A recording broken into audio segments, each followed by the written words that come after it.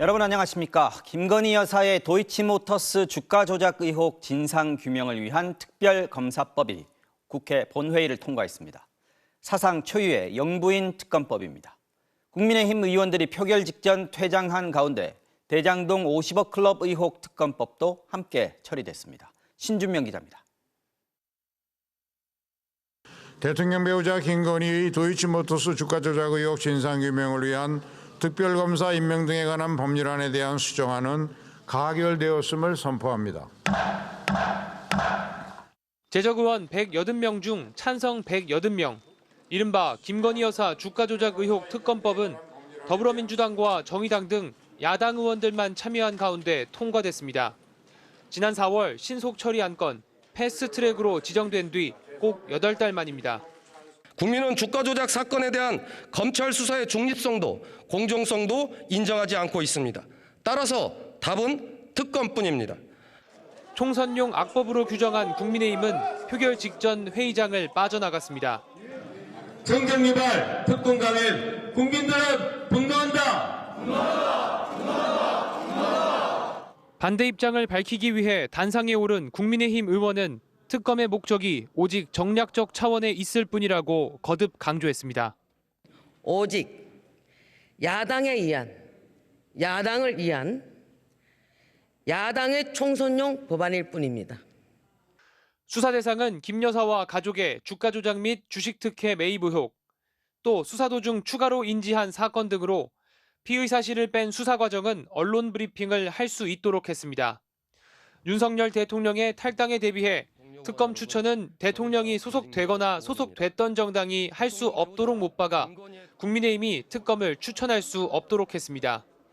대장동 50억 클럽 뇌물 의혹 특검법도 역시 야당 단독으로 국회 문턱을 넘었습니다. 이태원 참사 특별법은 처리되지 않았습니다. 다음 달 9일 본회의에서 표결할 예정인데 민주당은 여야 합의가 안 되면 단독으로라도 처리하겠다고 예고했습니다. MBC 뉴스 신준명입니다.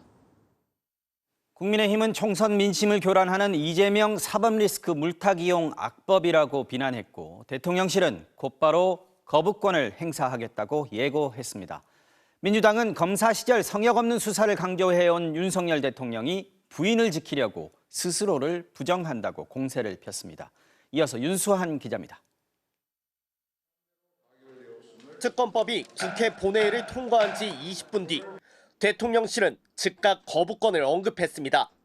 대통령은 법안이 정부로 이송되는 대로 즉각 거부권을 행사할 것임을 말씀드립니다. 양곡관리법과 간호법 등 앞서 거부권을 행사한 다른 법안들과 달리 발표도 빨랐고 비난 수위도 높았습니다.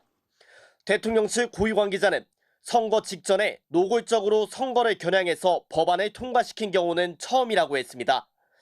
이미 거부권 행사를 요청한 국민의힘도 선거용 괴담, 민심 교란용이라며 가세했습니다.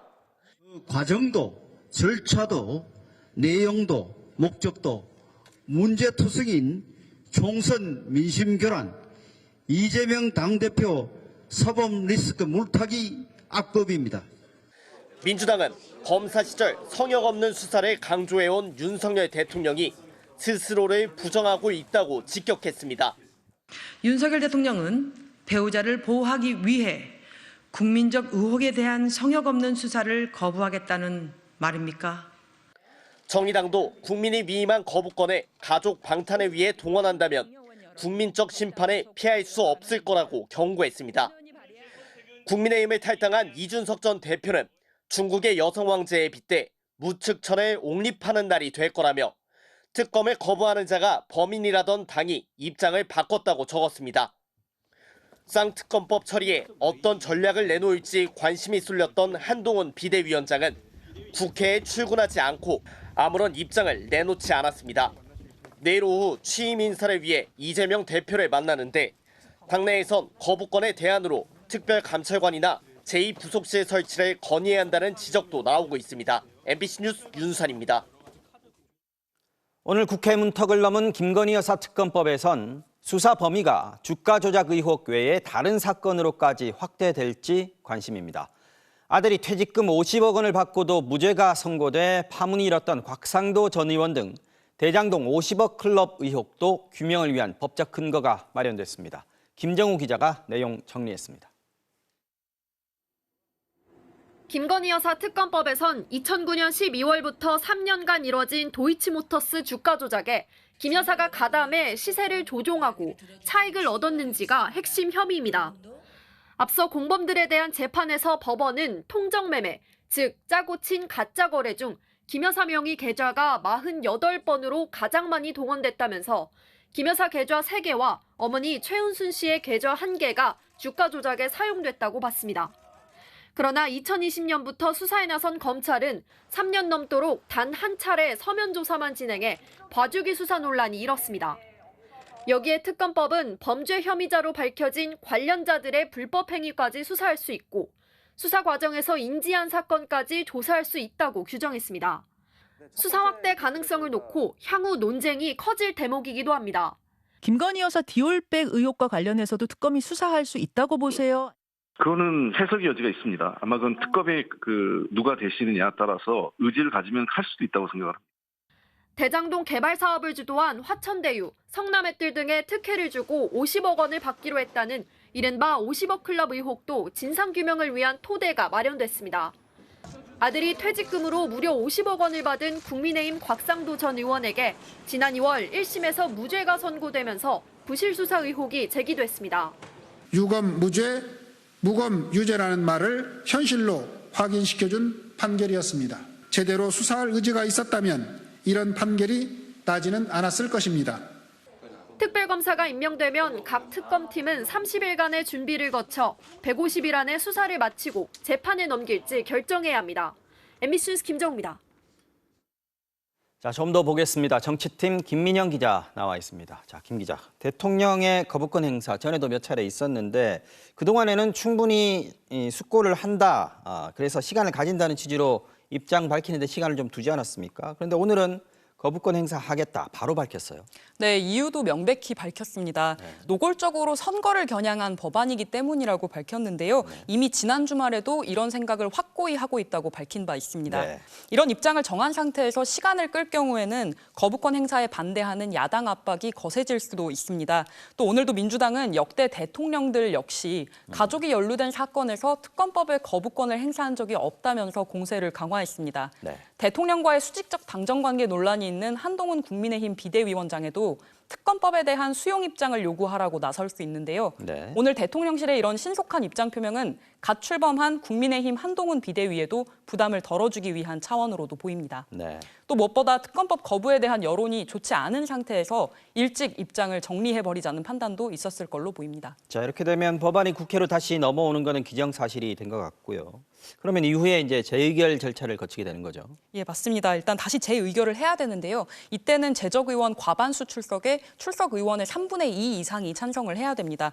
오늘 표결에는 국민의힘 의원들이 모두 퇴장했죠. 근데 이 재의결 때는 여당 의원들이 자리를 채워야 가결을 막을 수 있습니다. 그렇겠죠. 네, 따라서 국민의힘에서 이탈표 20여 표만 나와도 확보하면 대통령 거부권도 무력화시킬 수 있다는 게 야당의 계산인데요. 오늘은 기명투표였지만 이 재의결할 때는 무기명이기 때문에 반대표인지 찬성표인지 드러나지 않아서 더 그렇습니다. 특히 여당의 총선 공천이 윤곽을 드러낸 이후라면 어떨까? 공천에 떨어진 이런 여당 현역 의원들이 반란표를 행사할 그런 가능성도 제기되고 있는 건데요. 이렇게 되면 총선 전에 특검 수사가 개시될지도 고려를 해야 하기 때문에 야당들 입장에선 재의결을 언제 할지도 따져볼 겁니다. 아까 리포터에 잠깐 언급됐지만 김건희 여사 관련한 또 다른 논란, 명품 가방 수수 의혹 같이 이런 또 다른 논란도 특검 수사 범위에 들어갈 수 있을까? 이것도 지금 봐야겠죠? 예, 일단 최근 불거진 김건희 여사의 명품 가방 수수 의혹 대해서도요. 수사가 될 수 있는 거냐 이게 앞으로 정치권에서 뜨거운 논쟁이 될 걸로 보입니다. 김건희 여사 특검법 2조 2항 때문인데요. 사건의 수사 과정에 범죄 혐의자로 밝혀진 이 관련자들에 의한 불법 행위도 수사 대상이다 이렇게 규정을 하고 있는데요. 그냥 봐도 이 부분이 꽤 모호하게 읽힙니다. 여당은 사실상 이게 별건 수사가 가능하다는 취지로 문제를 제기하고 있는데 정의당은 위법하지 않다는 입장이고요. 상대적으로 민주당은 해석의 여지를 남기면서 좀 조심스럽게 의심스러운 입장인데요. 네. 또 아까 그 수계 사안에 대해서 한 번 더 첨언을 하면요. 네. 민주당이나 정의당 모두 아까 반란표 가능성에 대해서는 이런 논의가 아직 이르고 또 여당 의원들이 현실적으로 이탈을 할 것이냐, 이탈이 현실화될 가능성이 있느냐 이것도 극히 낮다. 일단 이렇게 보고 있다는 말씀 드립니다. 네, 자 김인영 기자 잘 들었습니다.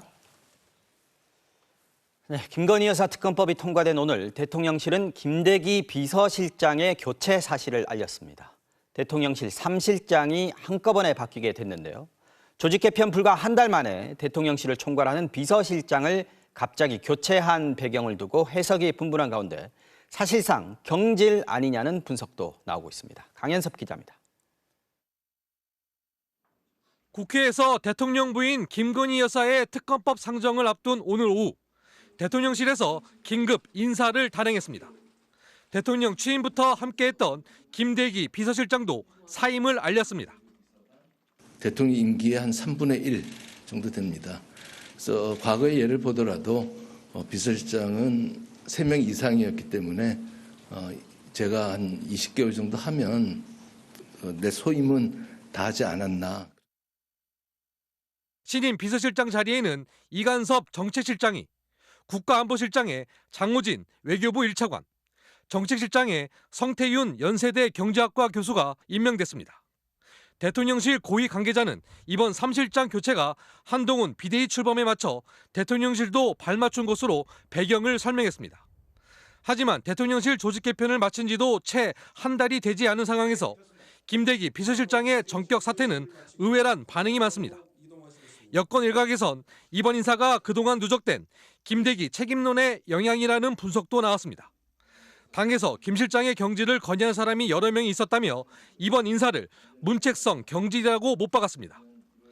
정체된 대통령의 지지율과 반복된 인사난맥, 여기에 비서실이 주도했던 부산엑스포 유치 실패 등의 비서실장 책임론이 대두됐다는 겁니다. 지난달 김건희 여사 명품백 수수 논란까지 불거지며 여론이 악화된 데 대해 김 실장의 입지가 더욱 좁아진 것으로도 전해졌습니다. 이간섭 신임 비서실장은 지난달 정책실장 임명 당시 윤석열 정부의 국정과제를 속도감 있게 추진하겠다는 포부를 밝혔습니다. 불과 한 달 만에 자리를 옮겨가면서 당시 취지가 무색해졌다는 평가와 함께 갑작스런 대통령실의 인사 배경을 두고 여러 뒷말이 나오고 있습니다. MBC 뉴스 강연섭입니다. 점점 커지고 있는 민주당 내 갈등의 중재자로 나선 정세균 전 총리가 그제 이낙연 전 대표를 만난 데 이어 오늘 이재명 대표와 만났습니다. 정 전 총리는 분열을 수습할 책임은 결국 이 대표에게 있다며 늦지 않게 특단의 대책을 내놔야 한다고 주문했고, 이재명 대표는 어렵지만 혁신과 통합을 조화롭게 하겠다고 답했습니다. 신재웅 기자가 전해드립니다. 이낙연 전 대표를 만난 지 이틀 만에 이재명 대표와 마주한 정세균 전 총리. 두 사람의 갈등을 의식한 듯 공개 발언을 아꼈습니다. 총리 한 말씀 하고 가시죠. 응? 그냥 가시게요? 하지만 100분 넘게 이어진 비공개 오찬에서 정 전 총리의 발언은 단호했습니다. 벼랑 끝에 움켜진 손을 놓는다는 뜻의 사자성어 현해살수를 인용하며 분열을 수습할 책임은 이재명 대표에게 있다고 강조했습니다. 이 대표의 결단을 촉구하면서 공천 문제와 선거법 논란 등 내분을 키울 수 있는 악재도 이 대표가 풀어야 한다고 당부했습니다. 특단의 대책이 필요한 시기이다. 그런데 이런 대책들도 타이밍이 중요하기 때문에 이재명 대표는 어렵지만 혁신과 통합을 조화롭게 하겠다고 답했습니다. 권칠승 대변인은 정 전 총리가 언급한 특단의 대책이 대표직 사퇴나 비대위 구성과는 거리가 있는 말이라고 생각한다고 말했습니다. 오늘 회동에서는 이낙연 전 대표에 대한 직접적인 언급은 없었다고 설명했습니다. 이재명 대표의 그간 행보를 실망스럽다고 했던 이낙연 전 대표는 공천 예비심사 탈락 후 신당 참여를 선언한 최성 전 고양시장의 출판 기념회에 참석했습니다. 측근을 통한 협의에 의견 접근이 이루어지지 않고 있습니다. 김부겸 전 총리에 이어 정세균 전 총리까지 잇따라 통합 결단을 주문하고 있지만 이재명, 이낙연 두 사람의 거리는 여전히 좁혀지지 않고 있습니다. 당내 일각에선 최측근의 대장동 제보 폭로에 이낙연 전 대표가 정치적 책임을 져야 한 것 아니냐는 거친 말까지 나오고 있습니다. MBC 뉴스 신재용입니다. 계속해서 다음 소식 전해드리겠습니다. 국방부가 새롭게 발간한 정신교육 교재가 또다시 논란이 되고 있습니다. 이 새 교재 내용을 보면 우리 영토인 독도에 대해서 영토 분쟁이 진행 중인 것처럼 설명을 하고 있는데요. 이 독도에 영유권 분쟁이 있을 수 없다는 우리 정부의 공식 입장과는 정반대되는 내용입니다. 먼저 홍익표 기자가 전하겠습니다. 국방부가 5년 만에 새로 펴낸 정신전력 교재. 한미동맹의 가치와 필요성을 다루면서 한반도 주변 정세를 설명합니다. 중국과 러시아, 일본 등 여러 강국이 첨예하게 대립하고 있다며 이들 국가가 갸오이다오, 쿠릴열도, 독도 문제 등 영토 분쟁도 진행 중에 있다고 적었습니다. 엄연한 우리 땅인 독도가 영토 분쟁이 빚어지는 곳인 것처럼 서술한 건데 독도는 역사적, 지리적, 국제법적으로 우리 고유의 영토라는 우리 정부의 공식 입장과도 반대되는 겁니다.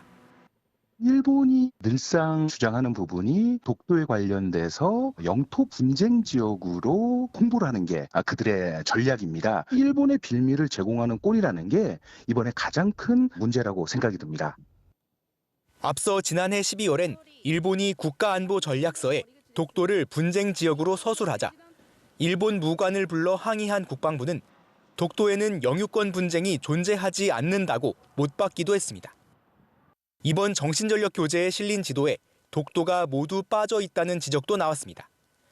임진왜란의 전개 과정이 담긴 지도나 병자호란 시기를 설명하는 지도를 비롯해 교재에 실린 한반도 지도들에 독도가 전혀 표시돼 있지 않았던 겁니다.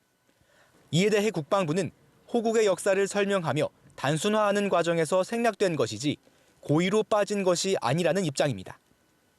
새 교재에 독도가 영토 분쟁 지역인 것처럼 서술됐다는 게 알려지자 윤석열 대통령은 국방부를 강하게 질책했고 국방부는 즉각 배포된 교재를 모두 회수하겠다고 밝혔습니다.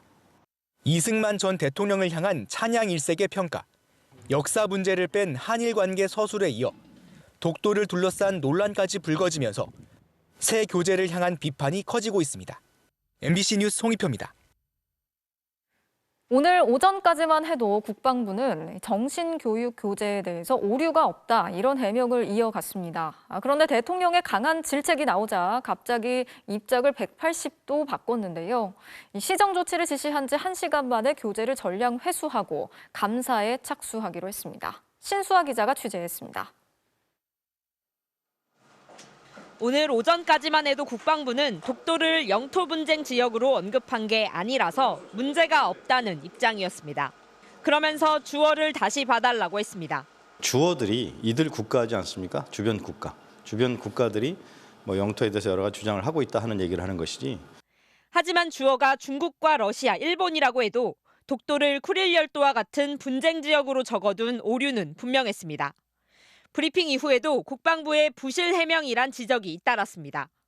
그러자 난 12시 윤석열 대통령이 직접 나서 국방부를 강하게 질책했습니다. 대통령실은 보고를 받은 윤 대통령이 결코 있어서는 안 될 일이라고 크게 질책하고 즉각 시정 조치를 지시했다고 밝혔습니다. 그로부터 1시간 뒤 국방부는 입장을 180도 바꿨습니다.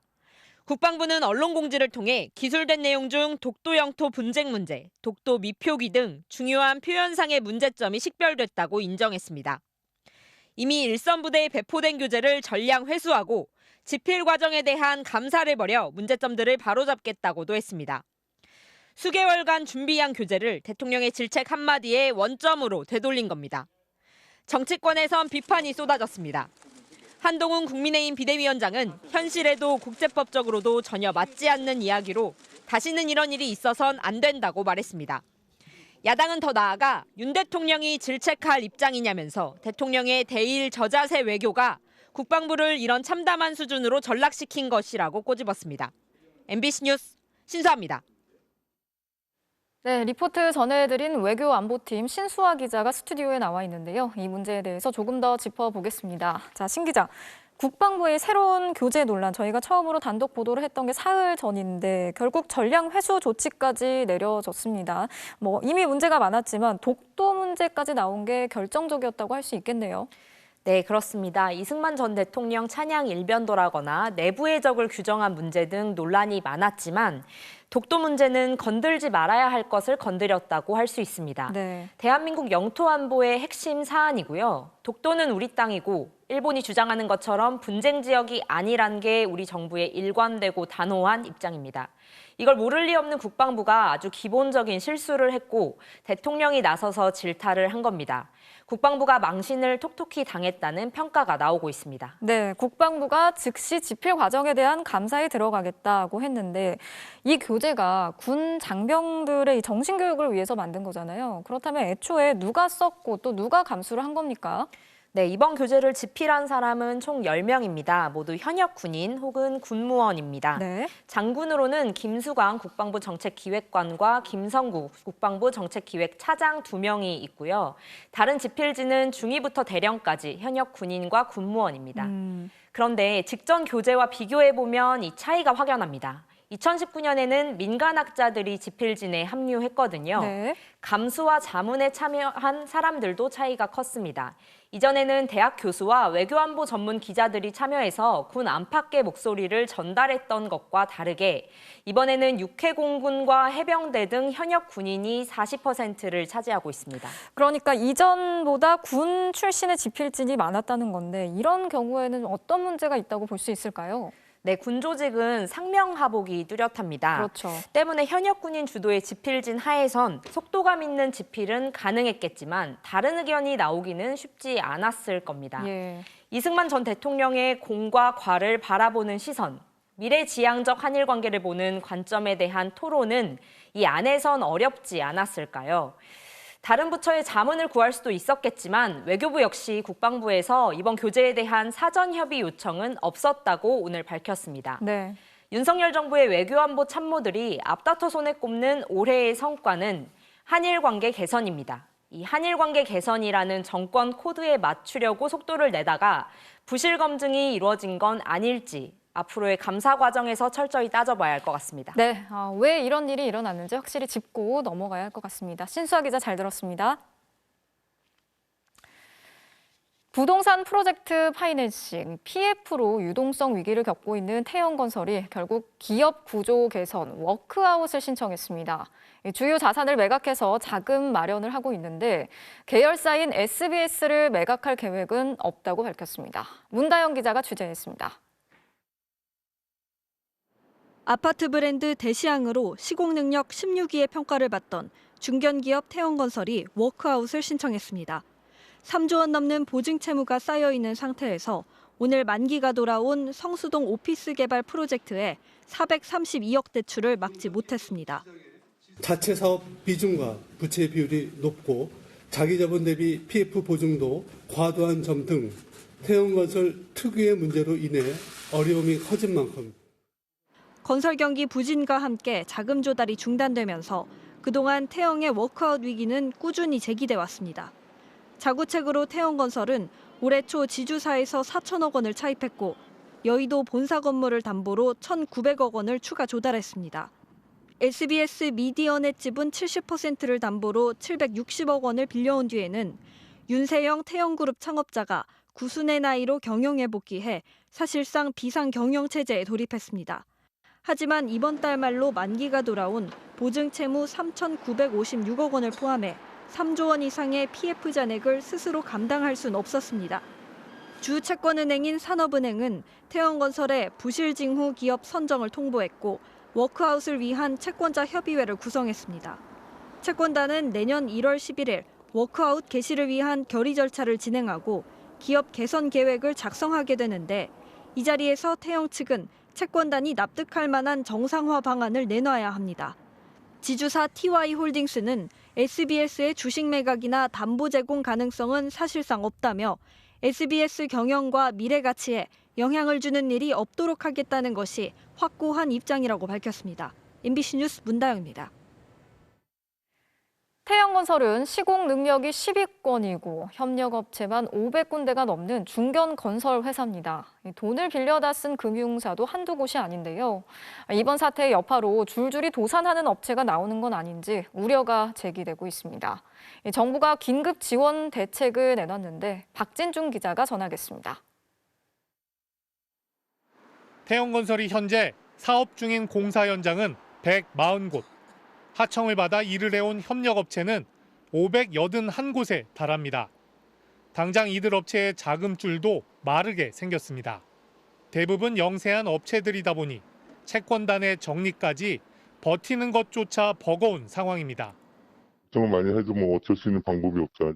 그러면 이제 지켜보는 수밖에 없죠. 뭐 지금 이런 상황에서 돈을 뭐 달라고 할 수 있는 여건도 아니고. 자칫하면 줄도산으로 이어질 수 있다는 위기감에 정부가 적극 나서기로 했습니다. 하도급 업체들의 자금줄을 지원해 급한 불부터 끄자는 전략입니다. 만기 연장을 저희가 금융권에 적극 권고할 생각이고 아마 금융권도 이 부분에 대해서는 협조를 하지 않을까 싶고. 하청업체의 대출 만기를 연장해주고 금리도 낮춰주는 등 신속 지원 프로그램이 작동됩니다. 특히 태영건설이 관여한 PF 사업장 60곳에 대해 진행 상황에 따라 신속하게 매각해 자금난을 해결할 방침입니다. 하지만 이미 부동산 경기가 침체된 상황에서 금융권의 반응은 대체로 싸늘합니다. 현재 우리나라의 전체 부동산 PF 잔액은 134조 원으로 당장 새로운 사업자를 찾기도 쉽지 않은데 자금 시장의 경색 우려까지 제기되고 있습니다. 한숨이 더 겹쳐진 그 정도라고 이제 보실 수는 있고요. 1년의 과정이 이제 돈맥 경화가 생기고 하면 문제가 생길 수가 있는 거죠. 정부는 태영건설이 갖고 있는 부채가 전체 금융시장의 0.09% 수준이라며 금융권의 리스크는 걱정할 단계가 아니라고 선을 그었습니다. 또 건설업계의 자금난을 해결하기 위해 단기 채권을 장기 채권으로 전환할 수 있도록 보증 프로그램도 개선하겠다고 밝혔습니다. MBC 뉴스 박진준입니다. 경찰이 고 이선균 씨의 마약 투약 의혹을 제보한 유흥업소 실장을 2달 사이에 17번 불러서 조사를 했는데요. 김 씨 본인의 혐의보다 이 씨에 대한 추궁에 집중했던 것으로 MBC 취재 결과 확인됐습니다. 이 과정에서 실장의 진술이 바뀌거나 현장과 일치하지 않는데도 수사를 밀어붙인 정황도 포착됐습니다. 손고민 기자가 전하겠습니다. 지난 10월 19일 경찰은 마약 투약 혐의로 유흥업소 실장 김모 씨를 체포했습니다. 이후 2달 동안 김 씨에 대한 소환 조사는 모두 17차례 이뤄졌습니다. 그런데 이 과정에서 경찰은 김 씨 본인의 혐의보다 고 이선균 씨 혐의에 집중했던 것으로 확인됐습니다. MBC가 확인한 김 씨 진술 조서에 등장하는 이 씨에 대한 언급은 260여 차례.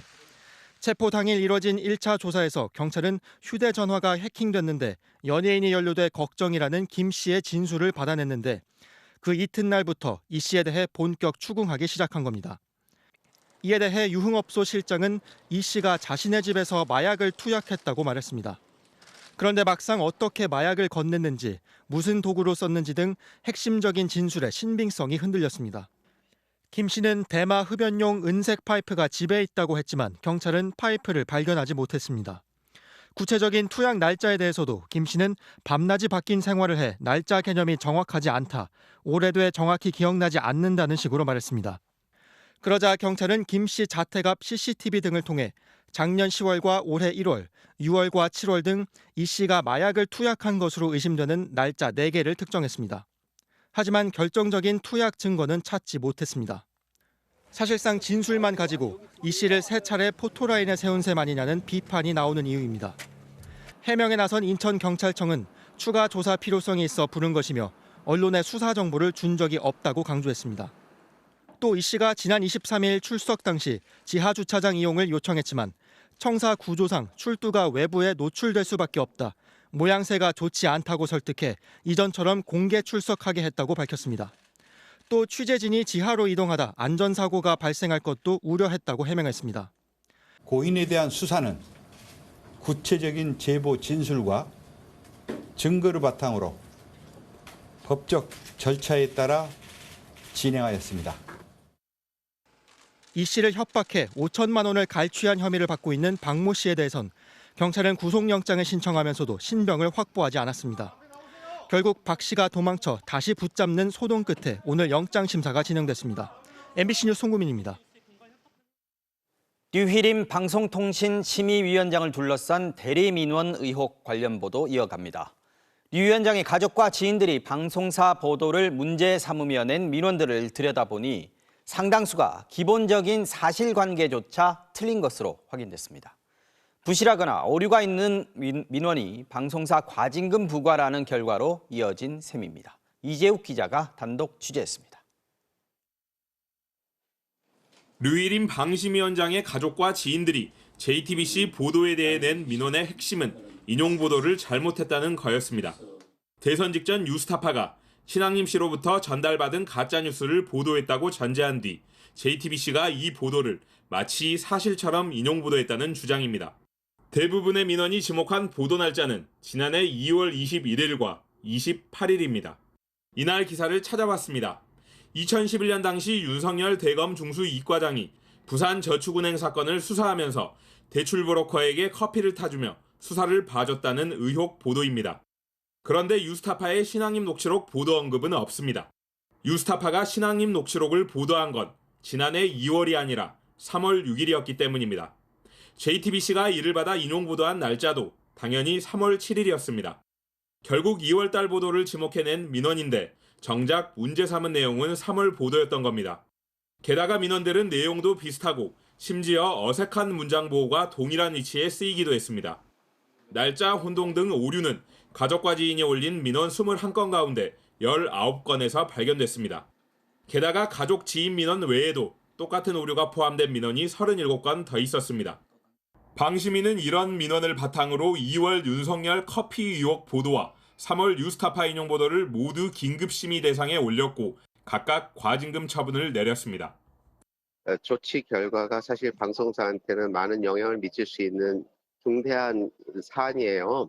민원이라고 하지만 그 내용 자체가 부실하거나 오류가 있는 것을 확인하지 못한 상태에서 과징금으로 이어졌다는 것은 절대 안 되는. 이에 대해 방심위는 JTBC의 윤석열 커피 보도 관련 사과로 이미 사안을 알고 있었으며 방심위는 민원 접수가 아니더라도 심의 안건을 상정할 수 있다고 설명했습니다. 대리 민원 의혹에 이은 부실심의 의혹에 대해 묻기 위해 류희림 위원장에게 전화와 문자로 연락을 취했지만 류 위원장은 답하지 않았습니다. MBC 뉴스 이재욱입니다. 이런 상황에서 류희림 방심위원장이 의혹 자체에 대한 해명 대신 공익신고자를 색출하는 데 급급한 모습을 보이면서 논란을 키우고 있습니다. 야당 의원들이 류 위원장을 고발하겠다고 밝혔고 방심위 안에서도 진상규명과 류 위원장의 사퇴를 촉구하는 목소리가 잇따랐습니다. 조이명 기자입니다. 민주당 언론자유특위는 류희림 위원장이 검찰까지 동원해 공익신고자 색출에 나섰다며 강하게 비판했습니다. 중대범죄를 저지르고 있는 도둑을 발견해 신고했더니 신고자를 처벌하고 조사하라는 적반하장 태도에 기가 막힙니다. 민주당은 수사를 받아야 할 대상은 공익신고자가 아니라 이해충돌방지법을 위반한 류희림 위원장이라며 류 위원장에 대한 고발 등 법적 대응을 준비하고 있습니다. 류희림은 물러나라! 방심위 노조도 오늘 기자회견을 열고 제보자 탄압은 류 위원장 개인의 사적 복수나 다름없다며 즉각 중단하라고 촉구했습니다. 방심위는 류희림 개인의 사적 소유물이 아닙니다. 류희림 위원장, 양심이 있다면 지금 당장 자진 사퇴하십시오. 방심위 안팎에서 사퇴 요구가 쏟아지는 가운데 야권 추천 방심위원 3명은 다음 달 3일 전체 회의 소집을 요구했습니다. 방심위원들은 류 위원장의 청부 민원 의혹으로 방심위의 공신력이 심각하게 훼손됐다며 소집 사유를 설명했습니다. 관련 법령에 따라 방심위 정기회의와 별도로 제적위원 3분의 1 이상이 요구하면 임시회의를 열도록 되어 있습니다. 야권 방심위원들은 제보자 색출 작업과 수사 의뢰를 중단하고 대신 사안의 본질인 청부 민원 의혹에 대한 진상규명을 요구할 계획입니다. MBC 뉴스 조이명입니다. 한동훈 비상대책위원장과 함께 국민의힘의 지도부를 구성할 비대위원 10명의 명단이 오늘 공개됐습니다. 젊은 비정치인들을 대거 지명해 변화를 꾀했다는 평가가 나오는데요. 하지만 시작부터 일부 위원의 막말 논란 전력이 불거졌습니다. 조희원 기자입니다. 한동훈 국민의힘 비상대책위원장이 비대위원으로 지명한 민경우 수학연구소장. 지난 10월 한 토론회에서 노인 비하 발언을 했다 거둬들였던 일이 알려졌습니다. 그러니까 지금 가장 최대의 비극은 노인네들이 너무 오래 산다는 겁니다. 빨리빨리 돌아가셔야. 죄송합니다. 논란이 확산되자 민 지명자는 586 운동권을 비판하던 중 젊은 세대의 역할론을 강조하다 나온 실수였다며 고개를 숙였지만 대한노인회는 비대위원직 즉각 사퇴와 한동훈 위원장의 사과를 요구했습니다. 또 다른 비대위원 지명자인 박은식 호남 대한포럼 대표는 과거 페이스북에 정부의 저출산 정책을 지적하며 결혼과 출산의 주된 결정권자는 남자라는 글을 올렸던 사실이 드러났습니다. 민주당은 박 지명자가 이승만 복권을 주장한 적도 있다면서 망언 제조기라고 비판했습니다. 전체적인 비대위 구성에 대해서도 야당 탄압을 주도할 극우 논객만 찾았다며 혁신도 국민도 없는 극우위원회일 뿐이라고 맹비난했습니다. 국민의힘은 민주당을 비판하면 극우 프레임을 씌우냐고 반발했습니다.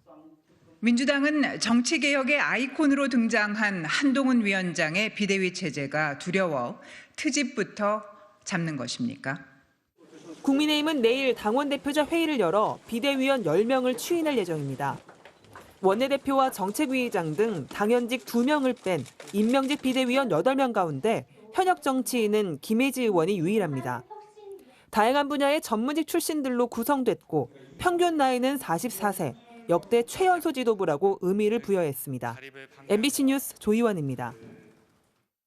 삼성전자의 반도체 핵심 공정을 중국 업체로 넘겼다가 검찰에 적발된 사건, 뉴스데스크가 2주 전 단독 보도로 전해드렸는데요.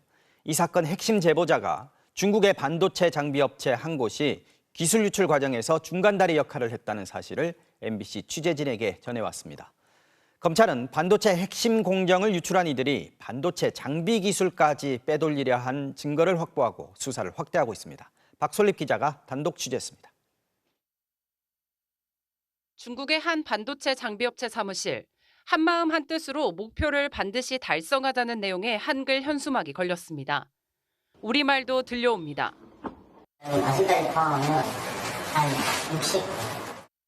MBC는 2주 전 18나노 D램 공정 자료에 중국 창신 메모리 유출 의혹에 대해 검찰이 수사에 나선 사실을 전해드렸습니다.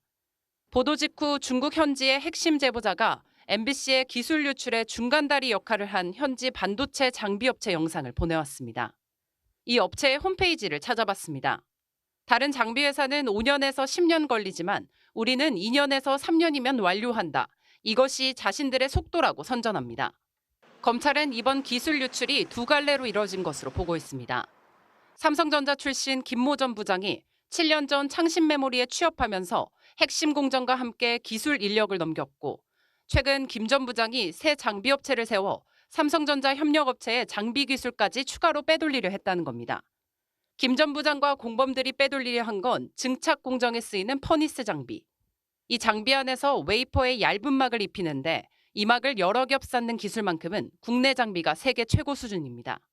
8대 공정 중에 유일하게 우리나라가 글로벌 최고 수준의 기술력과 시장 점유율을 가지고 있는 것이 ALDL. 그걸 가져가면 어떻게 되겠어요? 중국이 갑자기 그냥 선두권을 치고 나갈 수 있다. 검찰은 지난 8월 김 전 부장과 공범들의 국내 비밀 공장도 확인해 이들이 만들고 있던 유출 장비도 확보한 것으로 확인됐습니다. 삼성 협력업체에서 퇴사한 공범이 퇴사 전 야근하는 척 미리 도면을 빼돌린 뒤 경기도 안산의 공단에 공장을 차리고 버젓이 모방 장비를 만들어 왔던 겁니다. 검찰이 확보한 장비는 이미 절반 이상 완성된 것으로 전해졌습니다. 삼성 협력업체 측은 검찰 조사에서 연간 최대 수천억 원대 피해가 예상된다고 진술한 것으로 파악됐습니다. 주범 김 전 부장에 앞서 지난달 협력업체 전 직원을 먼저 구속한 검찰은 반도체 공정과 인력 유출, 장비 기술 유출까지 전방위로 수사를 확대할 전망입니다. MBC 뉴스 박솔림입니다. 네,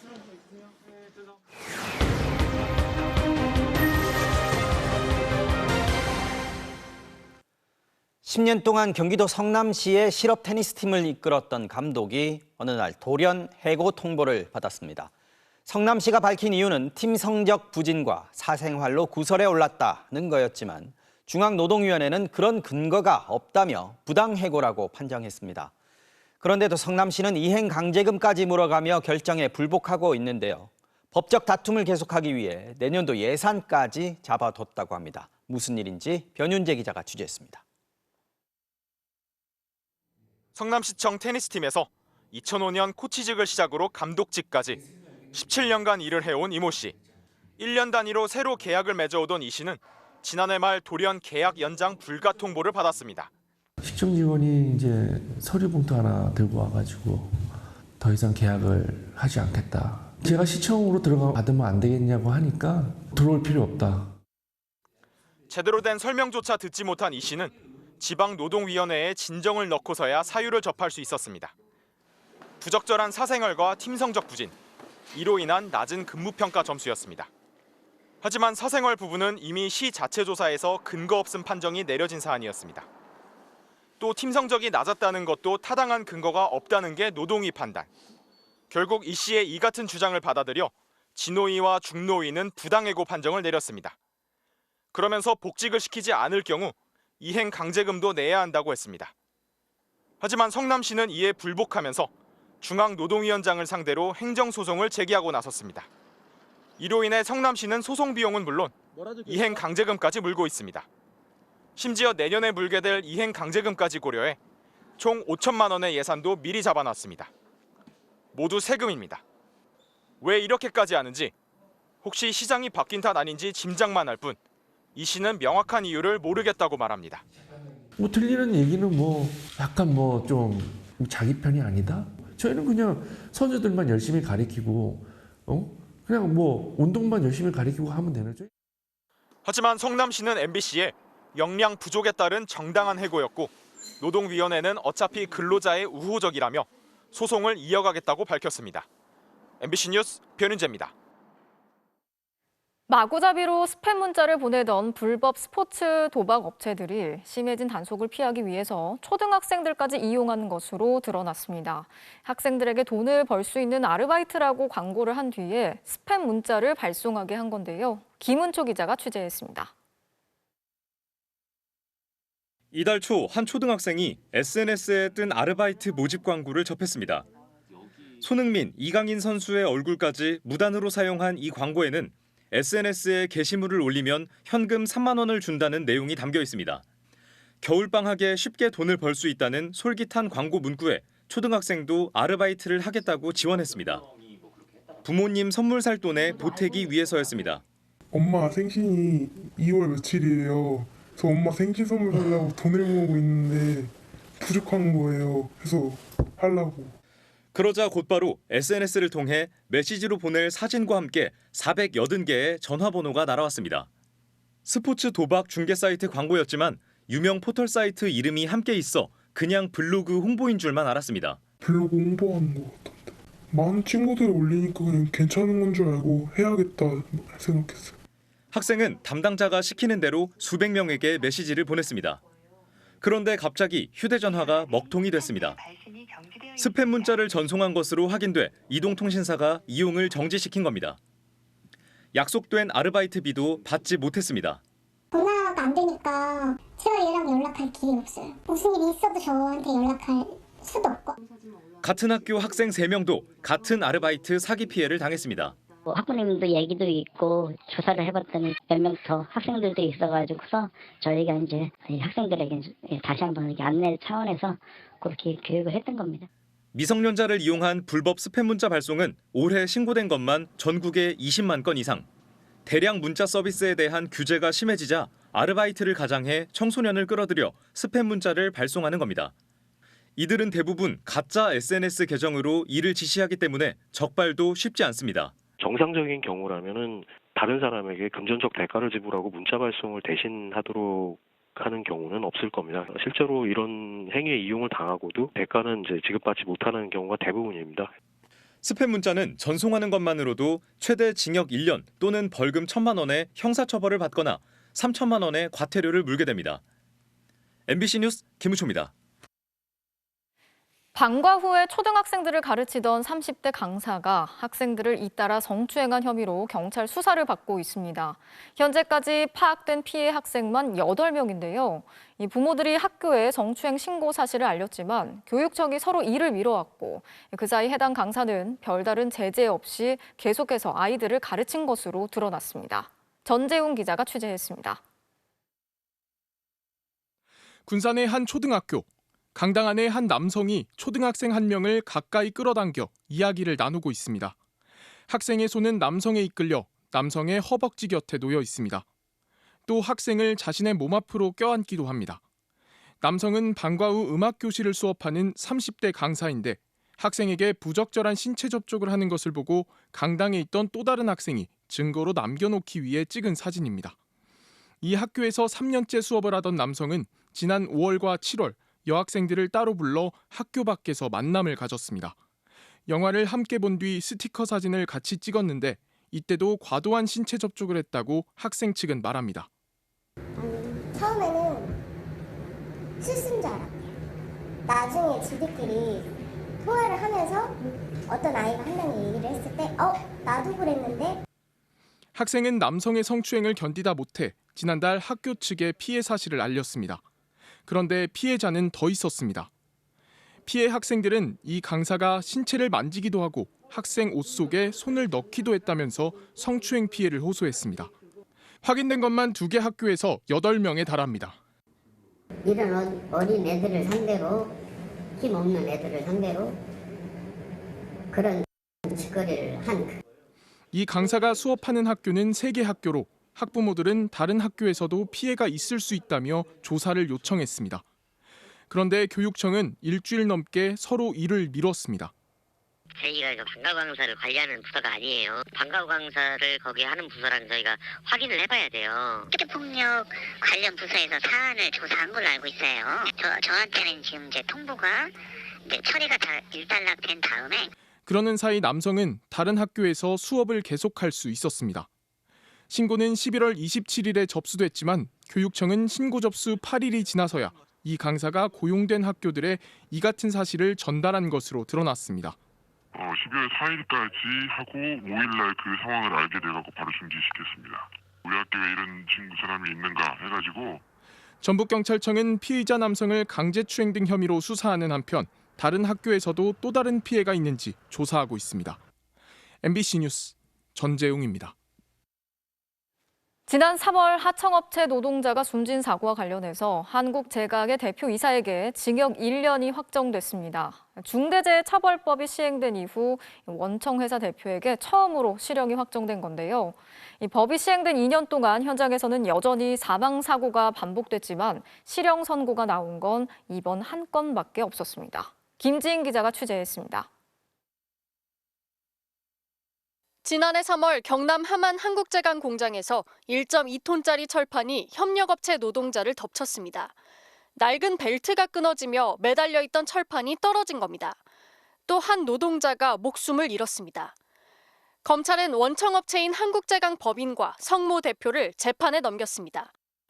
작년 1월 시행된 중대재해처벌법은 원청업체 대표가 사망사고 등 중대한 산업재해를 막기 위한 안전조치 의무를 다하도록 하고 있는데 이를 어겼다는 겁니다.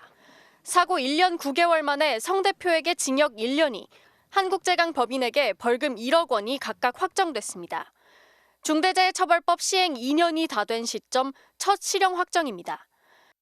한국제강 측은 중대재해처벌법 시행에 대비할 시간이 부족했다고 주장했지만 법원은 1심부터 3심까지 내리 수년간 안전조치 위반으로 벌금형으로 처벌받은 전력이 많았다며 중대재해처벌법 시행 유예기간까지 합쳐 10달 만에 2명이 산업재해로 숨지는 등 노동자 안전을 위협하는 구조적 문제가 있다고 일축했습니다.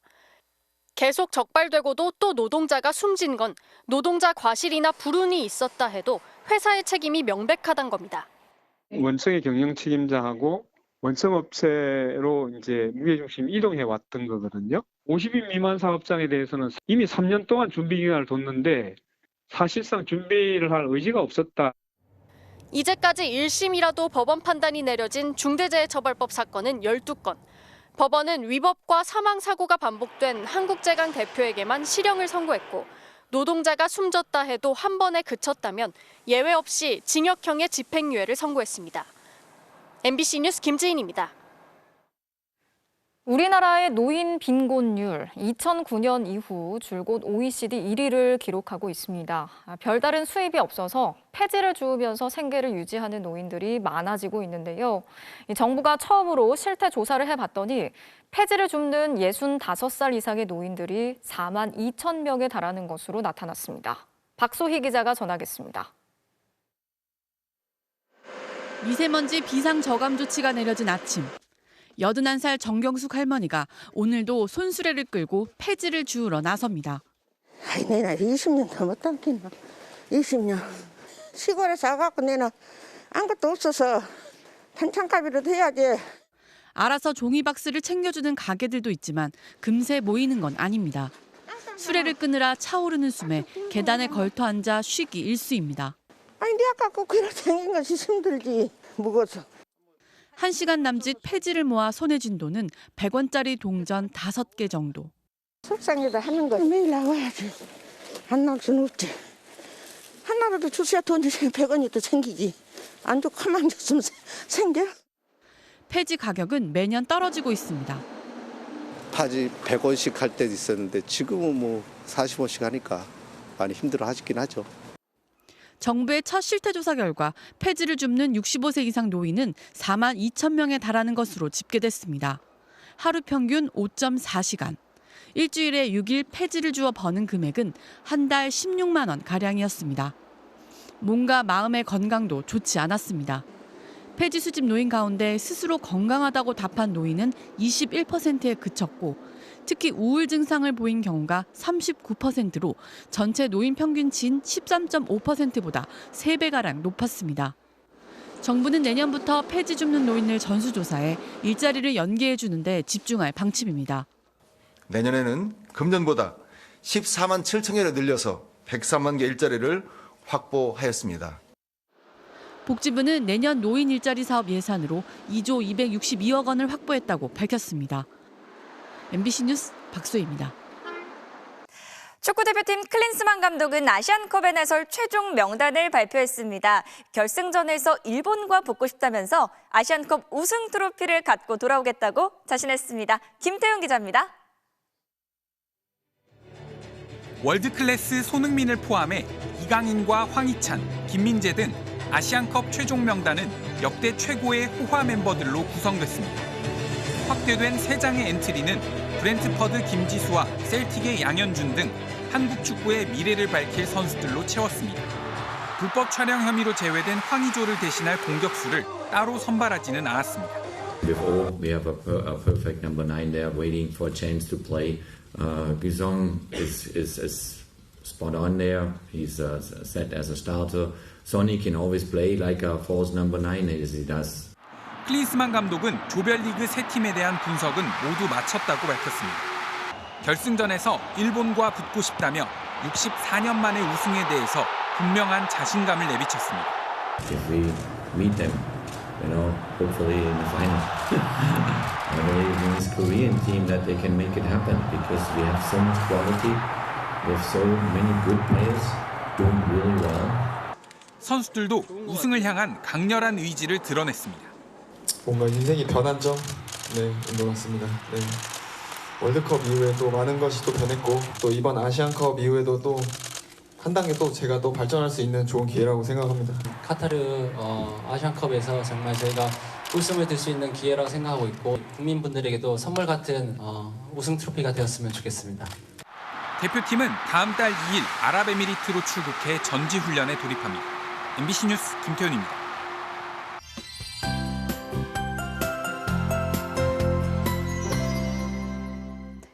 대기 정체가 쉽사리 풀리지 못하고 있습니다. 내일도 서울을 비롯한 전국 대부분 지방의 미세먼지 농도가 나쁨 수준을 맴돌겠습니다.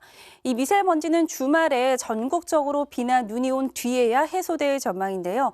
다만 중부 내륙과 산지를 중심으로는 한방눈으로 내려쌓여 대설특보 가능성이 있습니다. 이동량이 많은 때인 만큼 계획에 참고를 해주셔야겠습니다. 이렇게 하늘빛이 내내 흐리다 보니 아쉽게도 올해의 마지막 해넘이는 보기가 어렵겠고요. 새해 첫날에는 예년보다 포근한 날씨 속에 내륙 지방은 맑은 하늘이 드러나 해돋이 보기에는 수월하겠습니다. 내일 전국의 하늘 대체로 구름이 많겠고 아침 사이 내륙에는 가시거리 200m 안팎의 짙은 안개가 끼겠습니다. 조심히 이동을 하셔야겠습니다. 아침 최저 기온은 오늘과 비슷하겠습니다. 서울 영하 2도, 울산 영하 1도, 광주 0도를 보이겠고요. 낮 기온은 서울이 6도, 대전 7도, 대구와 여수는 9도까지 오르겠습니다. 눈이나 비는 토요일 아침에 서울을 비롯한 중부 서해안부터 시작돼 오후에는 전국으로 확대되겠고 일요일까지 이어질 전망입니다. 날씨였습니다. 목요일 뉴스데스크 마치겠습니다.